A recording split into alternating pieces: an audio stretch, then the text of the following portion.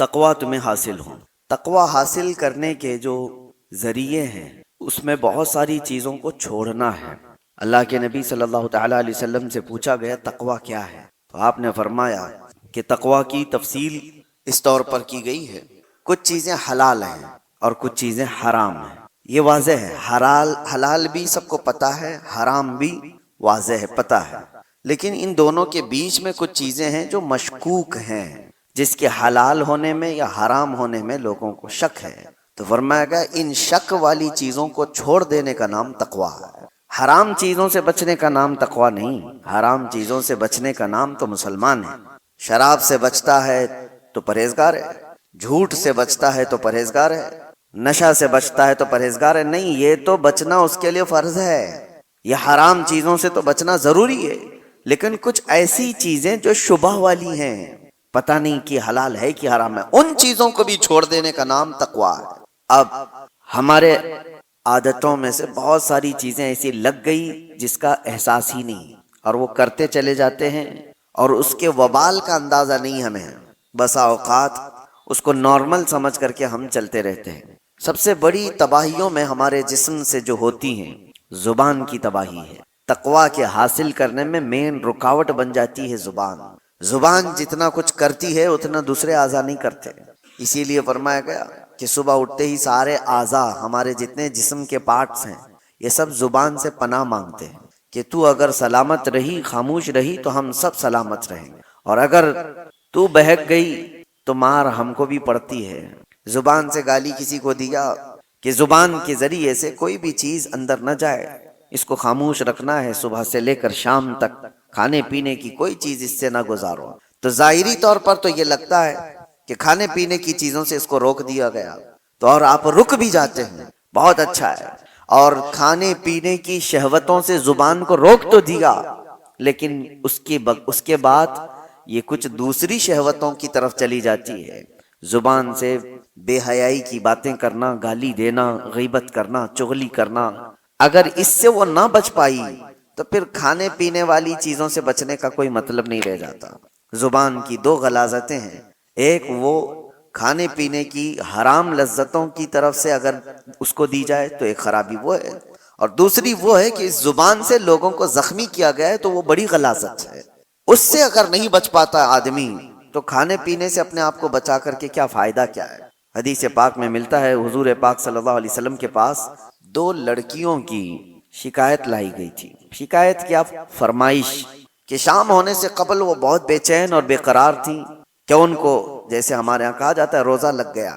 دو لڑکیوں کے بارے میں اجازت مانگا گیا کہ ان کو جلدی افطاری کی اجازت دی جائے، اس لیے کہ ان کا حلق سوکھ گیا اور یہ بے قرار ہیں، بہت تڑپ رہی ہیں بھوک اور پیاس سے۔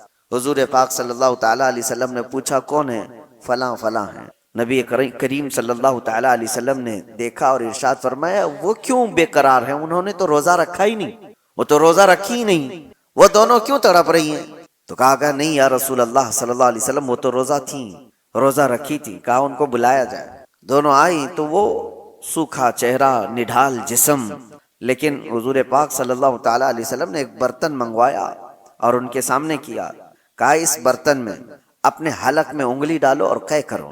ایک وہ روزہ رکھنے والا جس کا پیٹ سوکھ چکا ہے، الٹی کیا ہے، جو صبح سے شام تک کچھ کھایا ہی نہ ہو تو الٹی کیا کرے گا؟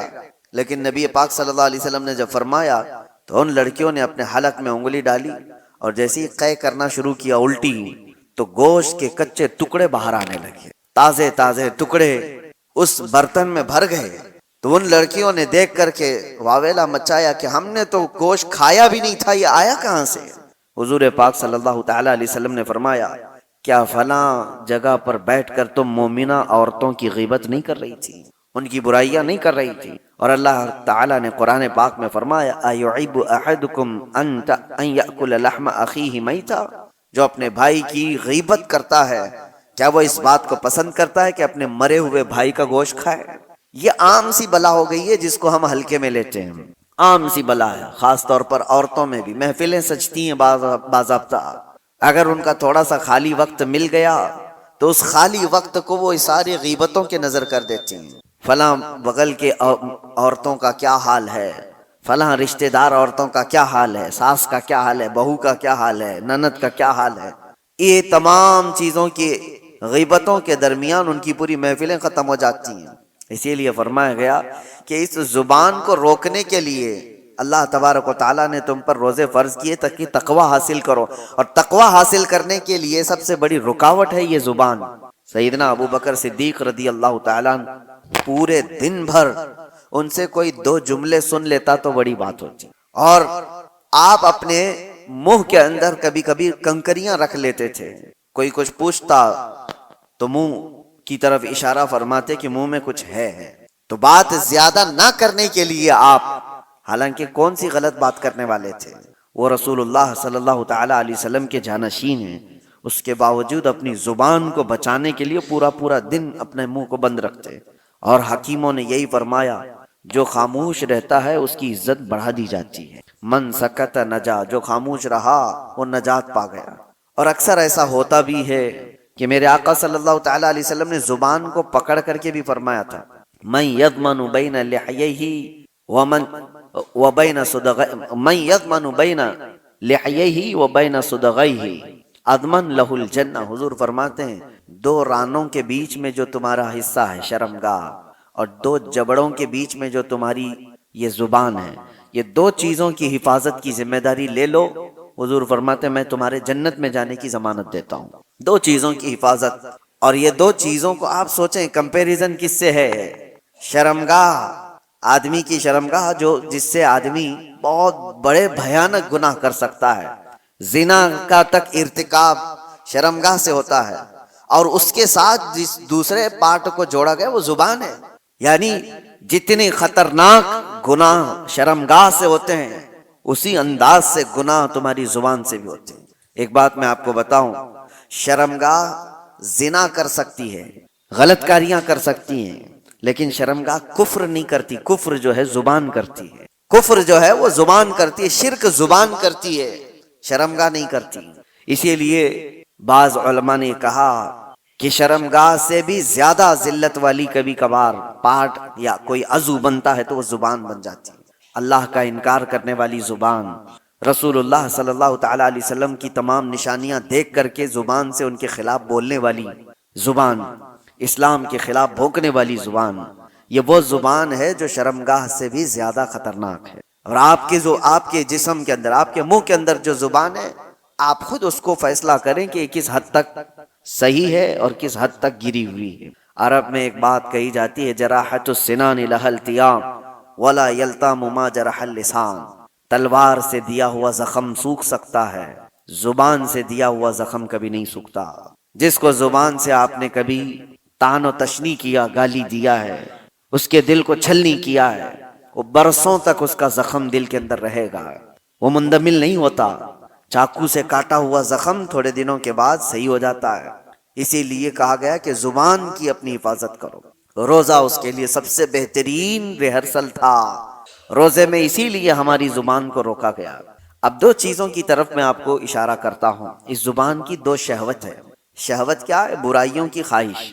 اس کی دو شہوتیں، ایک کھانے پینے کی شہوت زبان کے اندر ہے، یعنی اس کو جو چٹکارے لگے ہیں نا، جو لذتیں لگی ہیں، اس سے کم پر یہ راضی نہیں ہوتی۔ جو تم نے لذیذ چیزوں کی اس کو عادت ڈالی، اس سے کم پر یہ راضی نہیں ہوتی۔ یہی تو بات ہے کہ بچے آج گھر میں کچھ سبزی بنا دو، دیکھو پھر کیسے بوال کرتے ہیں، یہ کیا ہے، کھانا ہے کوئی، نکل گئے، کیونکہ زبان کو انہوں نے کسی لذت کی عادی بنا دیا، ان کو بغیر وہ چیز کے ملے ہوئے۔ اس سے بھی بڑھ کر کے جو لوگ شراب کی لذت اس کو دے چکے ہیں، وہ اس سے کم پر بھی راضی نہیں ہوتی۔ کیوں نہیں چھوٹتی شراب لوگوں کی؟ اس لیے کہ زبان کی شہوت ہے، اور یہ زبان کی شہوت پر جب بندہ کنٹرول نہیں کرتا تو وقت ایسا آ جاتا ہے کہ پھر وہ حرام بھی نہیں دیکھتی، حلال بھی نہیں دیکھتی۔ یہی تو بات ہے، لوگ آج جس طرح سے باہر کھا رہے ہیں، جو ملے وہ سب کھا رہے ہیں، ان کو نان ویج چاہیے، تو یہ دیکھنا بھی نہیں ہے کہ حلال ہے کہ حرام ہے، بس زبان کو اس کی لذت چاہیے۔ آج تو اتنا کامن ہو گیا، میں نے اس سے قبل شاید آپ کے درمیان ہی بیان کیا یا تفسیر میں عرض کیا تھا کہ رزق کی کتنی زیادہ اہمیت اسلام میں دی گئی ہے، کہ تمہیں اللہ نے پاک چیزوں پر رکھا ہے، اس لیے کہ رزق جب خراب جسم کے اندر جاتا ہے تو صرف تمہارے اعمال خراب نہیں ہوتے، تمہاری نسل بھی خراب ہوتی ہے۔ صرف تمہارے اعمال تک نہیں رہتا، تمہاری نسل تک بھی جاتا ہے۔ تو یہ آج جو دور ہے، پوری دنیا تم کو حرام پروسنے کے پیچھے لگی ہوئی ہے۔ ارے خنزیر کا گوشت تک پروس دیا جاتا ہے، اور لوگ اب وہ تحقیق والے لوگ نہیں رہ گئے، جو مل گیا وہ کھا لیے۔ پہلے تو یہ ہوتا تھا کہ ہم اپنی نان ویج چیزیں، گوشت وغیرہ کی چیزیں کہیں بھی چلتے پھرتے نہیں لے لیتے تھے، متعین جگہ سے جہاں سے ہمیں یقین ہو کہ اللہ کے نام پر ذبح کیا ہوا ہو تو وہ ہم کھا لیتے۔ لیکن آج اس کا اہتمام لوگوں نے بند کر رکھا ہے، اور اب ہمارے ہاں تو حلال سرٹیفکیٹ پر تو ویسی بھی پابندی لگا دی جا رہی ہے، اور جو لوگ دیتے تھے ان کا بھی کوئی بھروسہ نہیں تھا کہ یہ حلال کس طرف سے کہا جا رہا ہے۔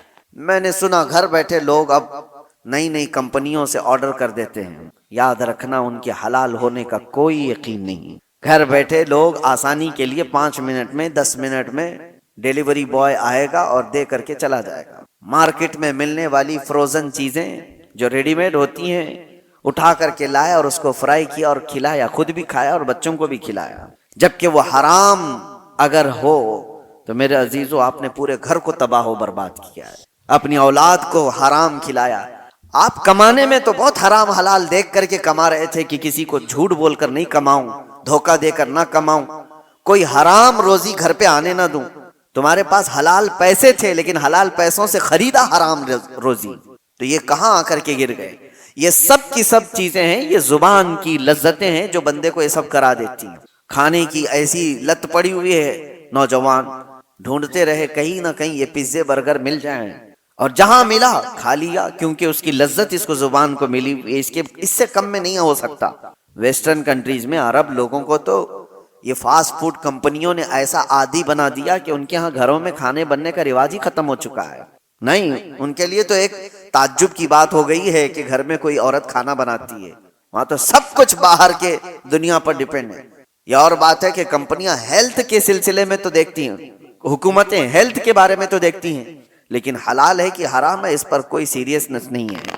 میرے عزیزو، چند سال پہلے ہمارے اسی شہر کی بات بتا رہا ہوں، ایک پیزے کی مشہور دکان میں ایک صاحب نے خریدا اور کھایا بھی اور دوسروں کو کھلایا بھی۔ بعد میں پتا چلا کہ یہ دکان والا حالانکہ مسلمان ہے، اونر مسلمان ہے، پیزے کی دکان والا، سننے میں آیا کہ وہ پورک بیچتا ہے، سور کا گوشت بھی پیزے میں ملا کر کے بیچا جاتا ہے۔ تو یہ صاحب فوراً بھاگے بھاگے اس کے پاس گئے، کہا کہ میں تو آپ کی داڑھی اور آپ کے نام کے سلسلے میں مطمئن تھا، تم یہ کیا کر رہے ہو؟ کہا کہ صاحب آپ کے لیے نہیں بیچ رہے ہیں، ہمارے پاس دوسرے لوگ بھی آتے ہیں، ان کے لیے بیچا جا رہا ہے۔ معاذ اللہ رب العالمین، کیا اسلام اس بات کی اجازت دیتا ہے کہ کسی مومن کا مال نہ چوری کیا جائے، کسی دوسرے کا چوری کیا جائے؟ حلال ہو جائے گا دوسرے کا مال چوری کرنا؟ کسی مسلمان عورت سے زنا نہ کیا جائے، کسی دوسری عورت سے زنا کرنے کی اجازت دے دے گا؟ آپ کو جب خنزیر اللہ تعالیٰ نے قرآن میں حرام فرمایا تو اس کا کھانا تو چھوڑیں، اس کا اٹھانا، اس کا دینا، اس کی طرف اشارہ کرنا، سب کچھ حرام ہوگا۔ کسی نے اگر پوچھا بھی کہ مجھے یہ چیز کھانا ہے اور مجھے بتاؤ کہاں بکتا ہے، تم نے اگر اس کو ہدایت دیا، راستہ بتایا، تو بھی حرام کام کیا۔ شراب کی دکان کی طرف تم نے اشارے کر کے بتایا یہاں ملتی ہے، جاؤ لے لو پی لو، تم بھی اس کے گناہ میں برابر کے شریک ہو۔ یہ اگر آج حالات ایسے ہو گئے ہوں تو بچنا کتنا مشکل ہو گیا ہے، کتنا مشکل ہو گیا ہے۔ ایک ایسے مسلمان کی دکان پر اس نے دیکھا، یہ بڑا بوال بھی ہوا تھا، بہت کچھ ہوا، لیکن میرے عزیزو اس کا علاج کیا ہے؟ کیا آپ سارے کے سارے مل کر کے ایسی جگہوں سے ان تمام چیزوں کو ہٹانے کی مانگ کریں گے کہ تم یہ نہیں بیچ سکتے، تم یہ نہیں؟ میرے عزیزو یہ دنیا اب الگ لیول پر چل رہی ہے، تمہارے مظاہرے، تمہارے پروٹیسٹ سے کوئی چیز بدلتی نہیں، تم اپنی زبان کے خلاف پروٹیسٹ کرو۔ اس کو جو ہم نے لذتیں دی تھی، وجہ یہ ہے کہ میں گیا کیوں وہاں پر، یہ زبان مجھے وہاں تک لے گئی کہ مجھے یہی کھانا ہے، تو تم وہاں تک پہنچے۔ اس زبان کو ان تمام لذتوں سے عاری کر دو، نکال دو۔ اور رمضان اسی کے لیے خاص طور پر مہمان بن کر کے آیا ہے۔ میرے عزیزو 2 شہوتیں میں نے زبان کی بتائی، ایک شہوت اس کی کھانے پینے کی ہے اور ایک شہوت اس کی بولنے کی ہے۔ بولنے کی بھی ایک شہوت ہے، یہ ایسا نہیں ہے کہ یہ زبان خود بخود ایسی کچھ بک چلی جائے گی، اس کی بھی ایک شہوت ہے۔ کچھ لوگوں کو ہنسانے کے لیے جھوٹی چیزیں گڑھ لیتے ہیں، کہا یہ شہوت ہے زبان کی، وہ اپنے آپ کو بڑا بنانے کے لیے لوگوں کے درمیان جھوٹی باتیں پھیلایا، اور وہ اتنا ہی بڑا گنہگار ہے۔ جھوٹ بولنے کا جو گناہ ہے، لوگ زبان کے ذریعے سے جو دوسروں کی بیک بائٹنگ کرتے ہیں، غیبت کرتے ہیں، اس کو ہلکے میں لیتے ہیں۔ بسا اوقات کہا گیا ہے الغیبت اشد من الزنا، غیبت جو ہے نا یہ زنا سے بھی بڑھ جاتا ہے، اس سے کئی چیزیں تباہ و برباد ہوتی ہیں۔ اور حضور پاک صلی اللہ علیہ وسلم کی حدیث ہے النمام لا يدخل الجنہ، نمام کہتے ہیں چغل خور کو، کہا کہ اس کی بات اس تک جا کر پہنچانے والا، اس کی بات اس تک لا کر کے پہنچانے والا، حضور فرماتے ہیں وہ جنت کی خوشبو بھی نہیں سونگھ سکتا، وہ جنت میں نہیں جائے گا۔ اور ایسے کتنے لوگوں کی عادتیں ہیں، مخبر لوگ کیا کرتے ہیں، یہ ٹپر لوگ کیا کرتے ہیں، سب یہاں کی خبریں ادھر دینے کا، ادھر کی خبریں ادھر لانا ہے، 100-500 کے لیے وہ اپنا ایمان بیچتے ہیں، اور وہ جنت کی خوشبو سے بھی محروم ہو جاتے ہیں۔ اور خاص طور پر کچھ لوگ اس کو اپنا آج کا ایک سٹیٹس بنا چکے ہیں کہ ہمارا مقام پولیس کے سامنے بڑا ہوگا، ہمارا مقام ڈپارٹمنٹ کے سامنے بڑا ہوگا، کیونکہ ہم قوم کی کچھ باتیں لے جا کر رکھیں گے، جاسوسی کریں گے، اس کی خبر لے جا کر کے پہنچائیں گے۔ چغل خوری کو اللہ کے رسول صلی اللہ علیہ وسلم نے کتنی سختی سے منع فرمایا کہ وہ جنت کی خوشبو نہیں سونگھ سکتا۔ یہ سارے وہ کام ہیں جو زبان کرواتی ہے، زبان کی ہلاکتیں بہت زیادہ ہیں۔ اسی لیے میرے عزیزو، جتنا اس کو خاموش کرا سکتے ہو خاموش کراؤ۔ اس کا دوسرا علاج میں آپ کو بتا کر جاتا ہوں۔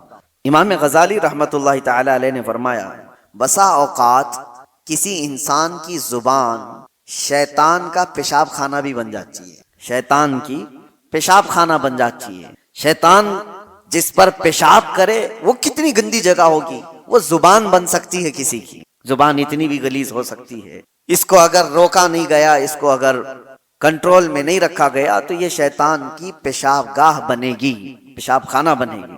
اب اس کے علاج کے سلسلے میں آپ کو بتاؤں، سارے بزرگوں نے، اولیاء کاملین نے اس کو دھویا، اس کو پاک کیا تو کیا کیا؟ جب اس زبان کو درود پاک کی عادت ڈال دی جائے، میرے نبی پاک صلی اللہ تعالی علیہ وسلم کی غیرت ہے کہ پھر اس زبان کی حفاظت پر اللہ فرشتوں کو لگاتا ہے۔ اب اس زبان کو بچاؤ، یہ کثرت سے نبی پاک صلی اللہ علیہ وسلم پر درود بھیجتی ہے، اللہ کا ذکر کرنے والی زبان۔ میرے عزیزو، اللہ تبارک و تعالیٰ اس زبان کی حفاظت کرے گا۔ ابھی دیکھیں، یہ رب تعالیٰ کا احسان ہی تو ہے، کھانے پینے سے اللہ نے ہماری زبان کو بچا کر رکھا، یہ حفاظت تو ہو رہی ہے۔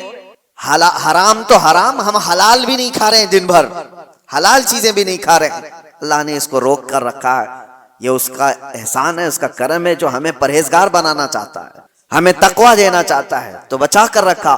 باقی اب بولنے سے، گندگیوں سے، غیبت سے، چغلی سے، گالی سے، حرام کاریوں سے، کفر سے، شرک سے، فسق سے، یہ جو جملے نکلنے والے ہیں، اس سے روکنا اب تمہاری ذمہ داری ہے، اللہ نے تمہارے ہاتھ میں دیا۔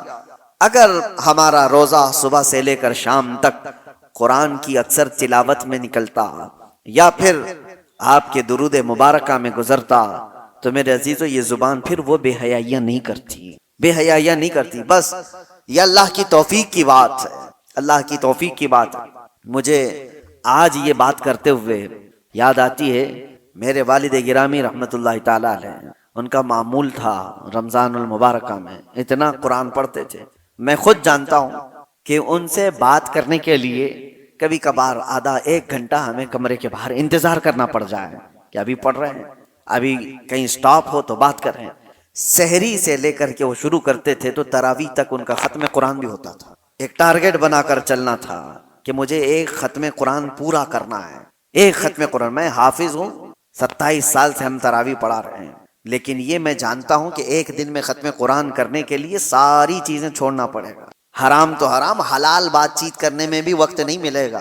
کنٹینیو آدمی تلاوت کرتا رہے، ادھر اٹھے، اس میں بیچ میں کتنی چیزیں ہوتی ہیں، اپنی حاجتیں ہیں، نمازوں کا وقت ہے، یا پھر تھوڑا آرام بھی کرنا ہو، یہ ساری چیزیں اگر ملا دی جائیں تو ایک دن میں ہونا بہت مشکل ہو جاتا ہے، اور اگر ہو تو پھر سارے کام الگ، صرف قرآن، صرف قرآن۔ لیکن آج ان کی بات یاد آتی، اللہ ان کی تربت پر ابر رحمت نازل فرمائے کہ یہ بتانے کی کوشش بھی کی تھی کہ جتنی دیر تم اللہ کے کلام پڑھنے میں مصروف رہو گے، اور حدیث پاک یہ بھی ہے کہ اگر کوئی یہ پوچھتا ہے کہ کیا ہم قرآن ہی پڑھتے رہیں، کیا ہم صرف درود ہی پڑھتے رہیں، اور بھی تو کام ہے، دعا وغیرہ کرنا ہے کسی کے لیے۔ فرمایا گیا جو بندہ تلاوت قرآن میں مصروف رہا، دعا کرنے کا وقت نہیں ملا، تو پوری کائنات میں جو دعا کی جا رہی اللہ اسے وہ بھی عطا کرے گا۔ اسے دعا کرنے کا وقت نہیں ملا تو اللہ تعالیٰ اس کو وہ سب عطا کرے گا جو اس کے قلب میں ہے، اس کے دل میں ہے، مانگنا چاہتا تھا۔ کیوں نہیں مانگ سکا؟ کہ وقت نہیں ملا اسے، تلاوت کلام میں تھا۔ اسی طرح حدیث مبارکہ کی بھی متعلق بزرگوں نے فرمایا جو کثرت سے درود پڑھتا رہا تو الگ سے کوئی اور دعا کرنے کی حاجت نہیں، اس کو بیماریوں کے لیے، اپنے قرض سے نجات کے لیے، کسی کی پریشانی کے لیے دعا کرنا ضروری ہے۔ لیکن اگر دعا کرنے کا وقت نہیں ملا، کثرت سے میرے آقا کی بارگاہ میں درود پڑھنے میں مصروف رہا تو وہ درود ہی اس کی ساری دعاؤں کے لیے کافی ہو جائے گا۔ میرے عزیزو، اپنی زبان کو بزی رکھنے کا یہ سب سے بہترین طریقہ تھا۔ اور جب زبان قرآن کی تلاوت میں یا رسول کریم صلی اللہ علیہ وسلم پر درود پڑھتے ہوئے مصروف ہو جاتی ہے تو ایک تو اس کی لذتوں سے ہم نے اس کو بچا تو دیا، ان حرام کاریوں سے بچا تو دیا، جو اس کی شہوت تھی اس کو روک تو دیا، لیکن اس کا نتیجہ یہ بھی نکلتا ہے کہ اس زبان میں اللہ تعالیٰ کمال کی تاثیر عطا فرماتا ہے، اثر عطا کرتا ہے۔ جب تم کسی کو ایک جملہ کہو گے دوسروں کے 70 جملوں سے زیادہ بھاری لگتا ہے۔ یہ زبان کا اثر ہوتا ہے کہ کسی کے ہاں گھنٹوں کوئی چیز کہی جا رہی ہو وہ اثر نہیں کرتا، لیکن تاثیر والے کی زبان سے ایک جملہ نکلے وہ اثر کر جاتا ہے۔ آخری بات، سرکار سیدنا غوث اعظم عبد القادر جیلانی رضی اللہ تعالیٰ جب بیان کرتے تھے تو 70,000 سے کم کا مجمع نہیں ہوتا تھا، اور مجمع ایسا کہ آپ کا بیان ختم ہونے سے پہلے کتنے تو بے ہوش ہو جاتے، کپڑے پاڑ لیتے، کئی مرتبہ تو جنازے اٹھائے جاتے۔ لوگوں کی روح نکل گئی، کس وجہ سے؟ رقت ایسی طاری ہوئی، خوف خدا ایسا طاری ہو گیا، غوث پاک کے بیان کا اثر تھا۔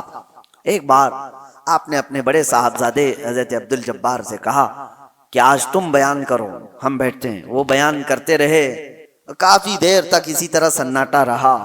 وہ اتر آئے، کہا کہ ابا جان، وہ مجمع کے اندر دمخم نہیں دکھتا جب آپ بیان کرتے ہیں، آپ بیان فرمائیں۔ سلطان الاولیاء غوث اعظم عبد القادر جیلانی رضی اللہ تعالیٰ عنہ ممبر پر چڑھے اور چڑھتے ہی لوگوں سے خطاب کیا۔ بس آپ دیکھیں خطاب میں کیا کہا تھا۔ کہتے ہیں غوث پاک، اے لوگو، آج میرے گھر میں ایک عجیب حادثہ ہوا۔ عبد الجبار کی ماں یعنی میری بیوی میرے لیے دہی جمع کر رکھی تھی ایک مٹی کی ہانڈی میں۔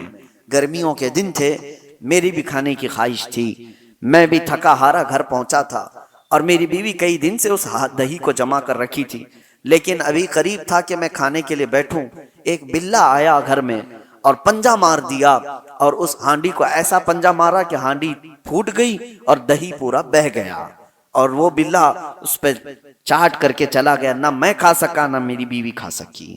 اتنا کہنا تھا غوث پاک کا، لوگ دھاڑے مار کر رونے لگ گئے اور آہوازاری کرنے لگ گئے، بہت رونے لگ گئے۔ کیا تھا اس میں؟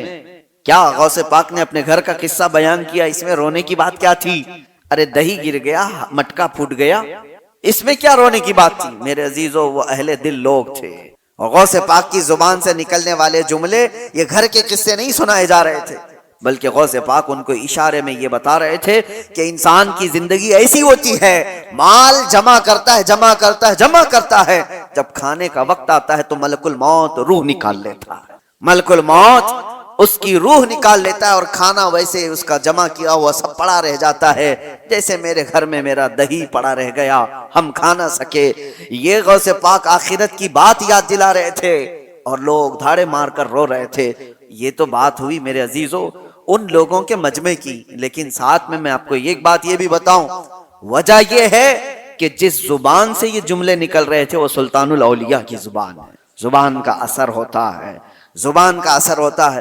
مثال کے طور پر میں آپ کو بتاؤں، بندوق کی گولی بہت اثر کرتی ہے، بہت اثر کرتی ہے۔ بندوق میں رکھ کر کے اگر مار دیا گیا تو ہو سکتا ہے کسی کی موت ہو جائے، لیکن وہی 50 گرام کی گولی اپنے ہاتھ میں لے کر کسی کو مارو، زیادہ سے زیادہ تھوڑی سی چوٹ آئے گی، کیا وہ اثر کرے گی؟ ہاتھ سے آپ مار رہے ہو کسی کو گولی لے کر کے، ایسے ہی پھینک دیا جیسے کنکر یا پتھر کو پھینکتے ہیں، کسی کو کچھ کرے گی؟ زیادہ سے زیادہ جو اس کا وزن ہے اتنا چوٹ پہنچائے گی، کچھ نہیں ہوگا۔ گولی وہی ہے، بارود وہی ہے، لیکن وہی بندوق کی نالی میں رکھ کر کے مارو تو آدمی کی جان چلی جائے۔ یہ بات آپ کو اس لیے میں بتا رہا ہوں کہ زبان کا اثر ہوتا ہے۔ بات یہی ہے کہ عام وہ بندہ جس نے زبان کو بے حیائی میں رکھا ہے، اس کی ان باتوں کا وہ اثر نہیں ہوتا۔ ہاں، وہی ایک اللہ کے ولی کی زبان سے ایک جملہ نکل جائے، وہ ہزاروں کے دلوں میں اثر کر جاتا ہے۔ یہی تو محبوب الہی کی بارگاہ میں ایک شخص نے آ کر کے اپنے گھر کی کمزوری اور غریبی کی شکایت کی تھی۔ میری بیٹی کی شادی ہے، کچھ بھی نہیں ہے میرے پاس مال، اور آپ نے کہا ٹھیک ہے جاؤ باہر سے کچھ ڈھیلے پتھر مل جائیں تو لے آؤ۔ 3 ڈھیلے لے آیا، چھوٹے چھوٹے سے۔ آپ نے 3 بار قل هو اللہ احد پڑھا، دم کر دیا، کہا لے جائیے۔ باہر جا کر دیکھتا ہے تو وہ سونا بنا ہوا، کہا اس کو بیچ لے اور اپنے گھر کی جو غربت ہے اس کو دور کر اپنی بیٹی کی شادی کر لے۔ ظاہر سی بات ہے وہ تو 3 ٹکڑے سونے کے لے گیا، کنکریاں جو بھی تھیں، شادی ہو گئی ساری چیزیں، لیکن فارمولا تو ہاتھ میں ملا تھا۔ مٹی کو ڈھیلے کو سونا کیسے بنایا جاتا ہے اس نے تو سامنے کھڑے کھڑے دیکھا تھا، اور اس کے بعد گھر میں بہت بڑے بڑے ڈھیلے جمع کر لیا، بڑے بڑے پتھر لا کر کے بیٹھا، اور اس کے بعد وہی قل هو اللہ احد پڑھنا شروع کیا۔ 3 بار پڑھا، پھونک مارا، 3 بار پڑھا، پھونک مارا، وہ ڈھیلا ڈھیلا ہی، وہ پتھر ویسا ہی۔ اس نے سوچا پھر کیا پڑھا تھا انہوں نے، 1000 بار پڑھ لیا، وہ کچھ نہیں بدلا۔ دوسرے دن وہ آیا، محبوب الہی سے پوچھا کہ آپ نے اس دن مجھے جو ڈھیلے کو سونا بنا کے دیا کیا پڑھ کے دیا تھا؟ کہا قل هو اللہ احد کا سورہ 3 بار۔ کہا میں تو 1000 بار پڑھا، وہ ڈھیلے بدل ہی نہیں رہے۔ تب آپ نے فرمایا تو جس زبان سے پڑھ رہا ہے وہ اور ہے، میں جس زبان سے پڑھ رہا ہوں وہ اور ہے۔ زبان کا اثر ہوتا ہے میرے عزیزو۔ اس زبان کو جب لذتوں سے بندہ بچا لیتا ہے، اللہ اس زبان میں وہ اثر عطا کرتا ہے کہ جب بندہ پھر کسی کو کہے تو دل میں پار ہو جائے، اور جب بندہ اللہ کی بارگاہ میں بھی عرض کرے تو اللہ اس کی زبان کی بھی لاج رکھتا ہے، اس کی زبان کو بے وزن ہونے نہیں دیتا۔ بس اب یہ رمضان سب سے بہترین موسم ہے، اس زبان کو پاک کر لو، کھانے پینے کی لذتوں سے بھی اور بے حیائیوں کی بھی لذتوں سے۔ جب یہ زبان پاک ہو جائے تو اپنے اس زبان کو عادت ڈال لو میرے مصطفیٰ کریم کی بارگاہ میں کثرت سے درود بھیجنے کی۔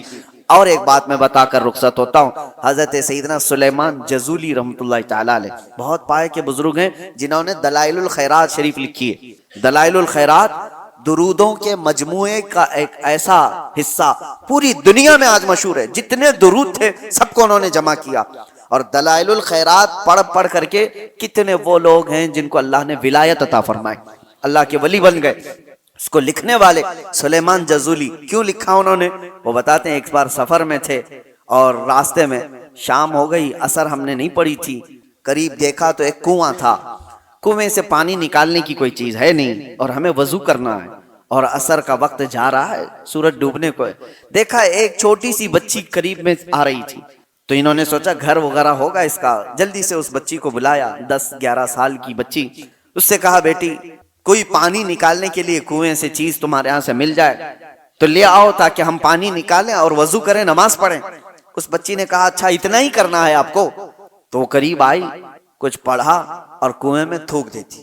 جیسے ہی اس کا کنویں میں تھوکنا تھا کہ پانی جوش مارتا ہوا اوپر آ گیا، کنویں کا پانی اوپر آیا۔ سلیمان جزولی کہتے ہیں ہم نے وضو کر لیا، دیکھا کہ اس لڑکی کی کرامت، اور اس سے ہم نے کہا اللہ کی قسم دیتا ہوں بیٹی رک جانا، نماز پڑھ لینے دے، ہماری عصر قضا نہ ہو جائے۔ عصر کی نماز پڑھنے کے بعد اس بچی سے آپ پوچھتے ہیں بتا تو صحیح کیا پڑھ کر کے تو نے اس کنویں کو اس طرح کا حکم دیا؟ اس لڑکی نے کہا کچھ بھی نہیں، ایک بار درود پڑھا تھا، ایک بار درود پڑھا تھا۔ کہا ایک بار درود پڑھا اور کنویں کا پانی جوش مار کر باہر آیا؟ اس بچی نے کہا بات در حقیقت یہ ہے کہ میرے والد نے ہمیں تربیت ایسی کی، کبھی ہم نے اپنی زبان پر حرام غذا کو لگنے نہیں دیا، اور کبھی حرام جملہ زبان سے نکالا نہیں۔ پھر درود پاک پڑھا تو اللہ نے اس میں یہ اثر عطا فرمایا۔ اس کے بعد آپ نے پورے درودوں کا مجموعہ لکھا تھا۔ اس لیے میرے عزیزو زبان کو بچاؤ، اس کی ہلاکتیں بہت بڑی ہیں، جب یہ ہلاک کرتی ہے آدمی کو تو کافر بنا کر چھوڑتی ہے۔ یہی زبان کے جملے ہیں جو انسان کو اسلام سے خارج کر دیتے ہیں، ایمان سے۔ یہ گانے گاتے تھے نوجوان، ان کو لگتا ہے انٹرٹینمنٹ ہے، اس میں کتنے ایسے اشعار ہیں پڑھتے ہی آدمی کافر ہو جاتا ہے۔ خدا کے خلاف گانوں کے ذریعے سے تم